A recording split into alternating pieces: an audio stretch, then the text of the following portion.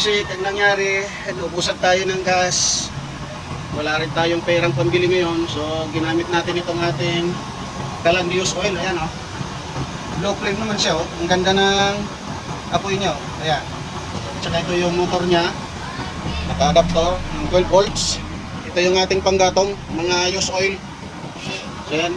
At ang niluluto nating ulam ay, ayan, ginisang papaya with sardines. Ayan. So, antay-antay na lang tayo kung maluto natin ito. So, ang ganda ng apoy niya, oh. Blue flame siya, mga kabisik. Nakikita nyo. Ayan, oh. So, antay-antay lang tayo. Ayan, nakulo na.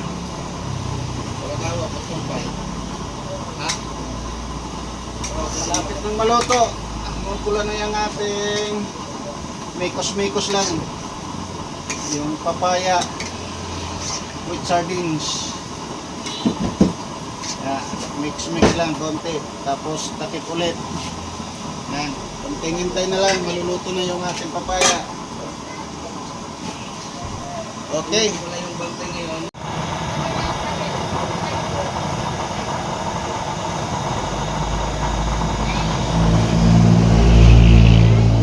Pagkalakas ng apoy.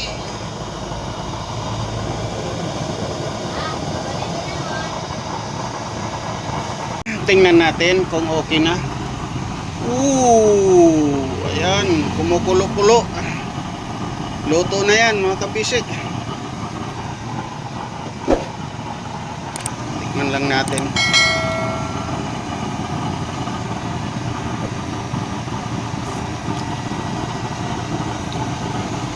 So, tamang-tama lang.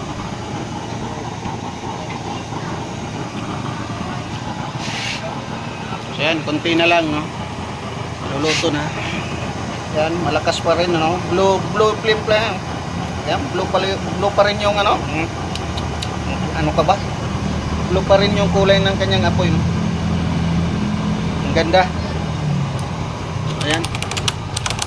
Luluto na yan. Hindi